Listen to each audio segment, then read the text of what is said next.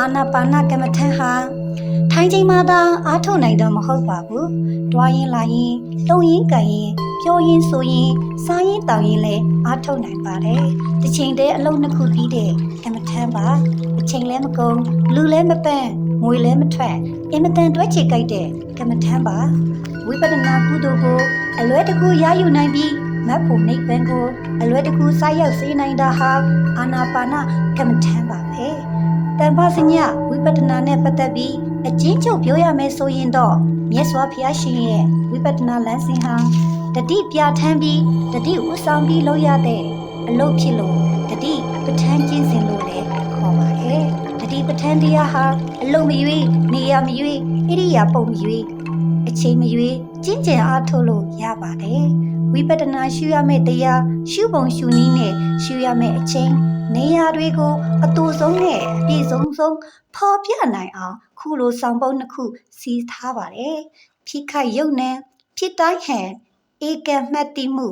အလုံနေရာဣရိယာချိန်ခါမရွေးရှုဖြစ်ခိုက်ယုတ်နံဆိုတဲ့စကားနဲ့ဝိပဿနာရှုရမယ့်တရားကိုဖော်ပြပါတယ်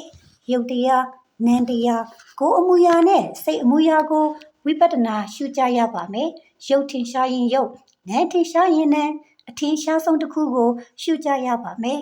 ရုပ်တက်တက်ပဲရှုမယ်လို့နှလုံးသွင်းပြီးရုပ်ကိုချီမရှုရပါဘူးနံတက်တက်ပဲရှုမယ်လို့နှလုံးသွင်းပြီးနံကိုချီမရှုရပါဘူးဘာလို့လဲဆိုတော့ရုပ်တက်တက်ရှုယုံနံတက်တက်ရှုယုံနဲ့တရားမရနိုင်မမကြနိုင်လို့ပါပဲဒါပေမဲ့ရုပ်နှစ်ခုသုံးခု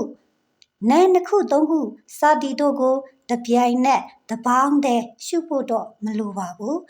ထင်ရှားတဲ့ယုံနံတစ်ခုခုကိုရှုမှတ်ပြီးသိရင်တပြိုင်နက်ဖြစ်တဲ့ယုံနံတွေကိုရှုခြင်းကိစ္စတီးခြင်းကိစ္စလည်းအလိုလိုပြီးစီးသွားပါတယ်ရှုတဲ့ယုံနံကလည်းဖြစ်ပြီးခဲ့တဲ့အတိတ်ယုံနံမဖြစ်သေးတဲ့အနာဂတ်ယုံနံမဟုတ်ရပါဘူးဖြစ်ခိုက်ယုံနံဆိုတဲ့အတိုင်းလောလောဆယ်ဖြစ်နေစေ